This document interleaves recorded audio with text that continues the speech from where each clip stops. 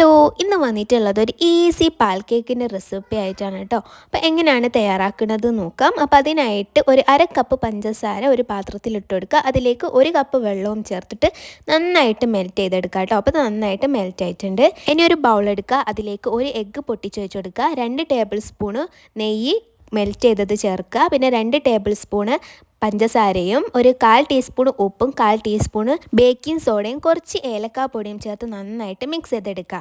ഇനി ഇതിലേക്ക് ഒരു കപ്പ് ആട്ടപ്പൊടി ചേർക്കുക. പിന്നെ 2 ടേബിൾ സ്പൂൺ പാൽപ്പൊടിയും ചേർത്തിട്ട് നന്നായിട്ട് മിക്സ് ചെയ്തെടുക്കുക. ഇതൊന്ന് ലൂസാവാൻ വേണ്ടിയിട്ട് നമുക്കൊരല്പം ഇളം ചൂടുള്ള വെള്ളവും ചേർത്തിട്ട് നന്നായിട്ട് മിക്സ് ചെയ്തെടുക്കുക കേട്ടോ. ഈ ഒരു റെസിപ്പി ഞാൻ യൂട്യൂബിൽ കണ്ട റെസിപ്പിയാണ്. അതൊന്ന് റീട്രൈ ചെയ്ത് നോക്കിയാണ് കേട്ടോ. അടിപൊളി റെസിപ്പിയാണേ. അപ്പോൾ അത് നന്നായിട്ട് കുഴച്ചെടുത്തിട്ടുണ്ട്. ഇനി നമുക്കിത് പരത്തിയെടുക്കാം കേട്ടോ. കുറച്ച് ആട്ടപ്പൊടി തന്നെ തൂക്കിയിട്ട് നമ്മൾ നന്നായിട്ട് ഒന്നുകൂടി ഒന്ന് കുഴച്ചെടുക്കുക. എന്നിട്ട് കുറച്ചൊരു കട്ടിയിൽ വേണം നമ്മളിത് പരത്തിയെടുക്കാനായിട്ട്, അല്ലെങ്കിൽ ഉള്ളൊന്നും നന്നായിട്ട് വേവില്ല കേട്ടോ. അപ്പോൾ ദാ ഈ ഒരു പരുവത്തിൽ ഞാൻ പരത്തിയെടുത്തിട്ടുണ്ട്. എന്നിട്ട് നമ്മളൊന്ന് കട്ട് ചെയ്തെടുക്കുക കേട്ടോ, നമുക്ക് വേണ്ട ഷേപ്പിൽ. അപ്പോൾ ദാ എന്നിട്ട് അത് നന്നായിട്ടൊന്ന് ഷേപ്പാക്കി കൊടുക്കുക. ഈ കടയിലൊക്കെ കിട്ടുന്നില്ലേ, ആ ഒരു ഷേപ്പിലാക്കി കൊടുക്കുക. എന്നിട്ട് നല്ല ചൂടായിട്ടുള്ള എണ്ണയിലിട്ടിട്ട് നമുക്ക് പൊരിച്ചെടുക്കാം കേട്ടോ. അപ്പം ഒരു മീഡിയം ഫ്ലെയിമിൽ വേണം നമ്മളിത് പൊരിച്ചെടുക്കാനായിട്ട്. അപ്പം അടിപൊളിയായിട്ടുള്ള റെസിപ്പിയാണ്, നല്ല ടേസ്റ്റ് ഉണ്ടായിരുന്നു കേട്ടോ.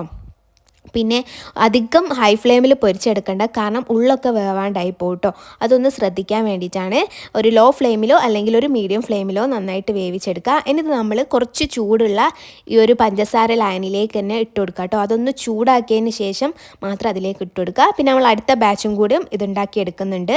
അപ്പം അടിപൊളി റെസിപ്പിയാണ്, എന്തായാലും ട്രൈ ചെയ്ത് നോക്കുക. നിങ്ങളെ ഫ്രണ്ട്സിനും ഫാമിലിക്കും ഒക്കെ ഒന്ന് ഷെയർ ചെയ്ത് കൊടുക്കുക. ഇനി രണ്ടാമത്തെ ബാച്ച് പൊരിച്ചതും കൂടി നമ്മളെ പഞ്ചസാര ലായനിലേക്ക് ഇട്ട് കൊടുക്കുന്നുണ്ട്. എന്നിട്ട് നമ്മൾ കുറച്ച് സമയം ഒന്ന് ഈ പഞ്ചസാര ലായനിയിൽ ഇട്ട് വെക്കുക, എന്നാലേ നല്ല സോഫ്റ്റ് ആവുള്ളൂ കേട്ടോ. അപ്പം അടിപൊളിയായിട്ടുള്ള റെസിപ്പി ഇവിടെ റെഡി ആയിട്ടുണ്ട്. എല്ലാവരും ട്രൈ ചെയ്ത് നോക്കുക. അപ്പം എല്ലാവർക്കും ഒരിക്കൽ കൂടി താങ്ക് യു സോ മച്ച്. എന്തായാലും ട്രൈ ചെയ്ത് നോക്കണേ. അപ്പം ഓക്കെ, ബൈ.